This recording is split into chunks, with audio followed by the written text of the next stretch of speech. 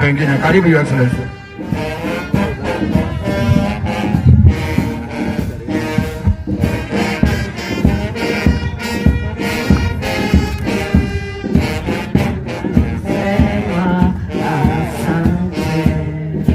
Thank you very much.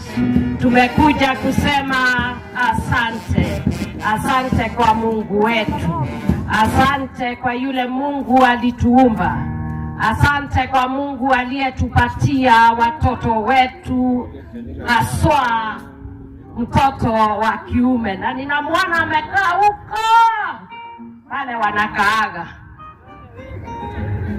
I look at my children and you are sitting right at the end, but you are the first. I want to pray for you. I want you to stand where you are. Young men,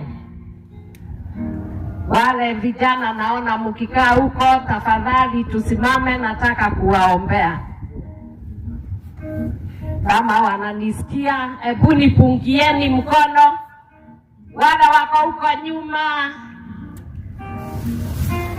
asanteni, wacha niwaombee. Heavenly Father, in the name of Jesus, we thank you for the gift of our children. We thank you because the boy child is very important to you, O God. In the times of old, Jehovah Father, you would demand that they come before you 3 times in a year. And Father, you would bless them, you would increase them, you would make them fruitful. These young men are the seed carriers, O Jehovah God, of this country.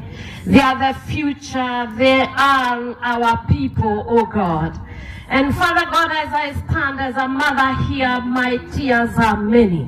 When I look at them and Jehovah God, see the state they are in, their depression, their sadness and struggles and pain, oh God. Father God, they ought to be working at this time.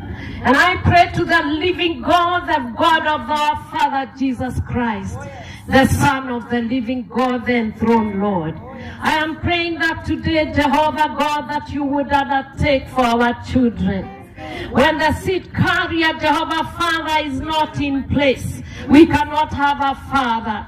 We cannot have a full priesthood, oh Jehovah. And I'm praying this day, oh Jehovah, to paralyzing every power of the enemy, the satanic agenda against the boy child. Those who misuse our children, Jehovah Father, I pray this day that the heavens will bend down, oh Jehovah,